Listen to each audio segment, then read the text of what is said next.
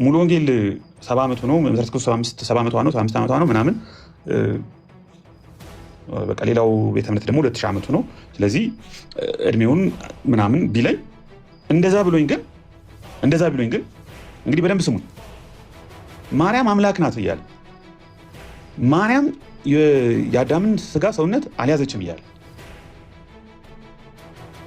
የማርያምን ስጋ ነው የምንበለው እያለ የማርያምን ደም ነው የምንጠጣው እያለ ማርያም ከሌለች ስላሴ የለም እያለ ያለ ማርያም አማላጅነት ዓለም አይድንም እያለ ማርያም ያዕቆብ መሰላል ናት እያለ ማርያም ጸባዖት ዘር ናት እስራኤል የተባለውን እያለ ሚካኤል በክንፉ ማርያምን ተነቅሳታል እያለ ማርያም ብቻ ምንድራችሁ ለጳውሎስ በደማስቆ የተገለጠችለት ማርያም ናት እያለ የማርያም ተአምር መስማት ቅዱስ ቁርባን እንደመውሰድ ይቆጠራል እያለ ማርያም የኃጢአት መድኃኒት ናት እያለ ለማርያም ስዕል ያልሰገደ ከቆመበት ይጥፋ እያለ ማርያምን ማጣት መንፈስ ቅዱስን ማጣት ነው እያለ አብ ወልድ መንፈስ ቅዱስ የሚገኙት ድንግል ማርያም ባለችበት ነው እያለ ጴጥሮስ የተሰጠው የመንግስት ሰማያት ቁልፍ እመቤታችን ናት እያለ የአዲስ ኪዳን ታቦታችን ማርያም ናት እያለ 100 ዘረዝርላችኋለሁ። አንድ ዓመቴ ነው ቲክቶክ ላይ ሰማሁት።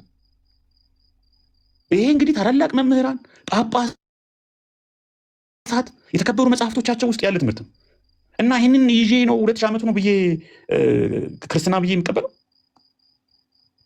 አያችሁ፣ አሁን ጥያቄው ምንድን ነው? ቅድም ዲያቆን ብርሃኑ እንደተናገሩት ጤናማ የሆነውን መጽሐፍ ቅዱሳዊን ትምህርት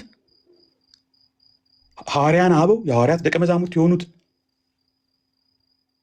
አባቶች በሐቀኝነት ያስተማሩትን በጽሁፎቻቸው በታማኝነት የገለጡትን እውነተኛ ትምህርት መዝነን ነው እንጂ እኔ ቅርስ ችግር የለም።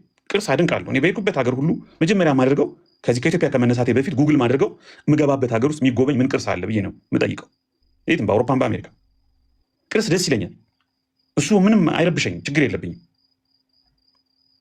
ግን ቅዱስና ከታሪካዊ ክርስትና የራቀ የተጋጨ የተጣላ ስንት ትምህርት ይዞ አይ እድሜ ይሄን ያህል ነው ቢለኝ አያስኬድም ለማለት ነው።